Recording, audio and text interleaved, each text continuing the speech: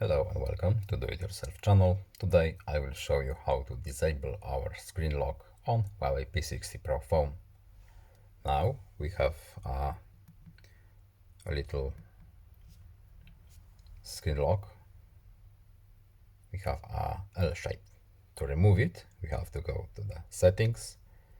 We have to find biometrics and password option.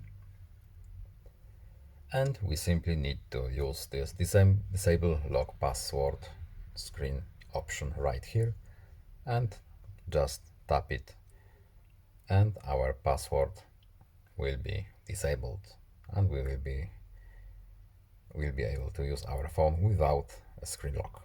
Disable, please. We have to draw our previous pattern, our saved pattern, and we can change our password option or just leave it as it is.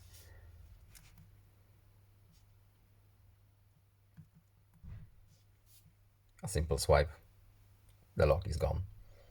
That's all. I hope this video was helpful to you. Please leave a like and subscribe. Have a nice day and see you in the next video. Goodbye.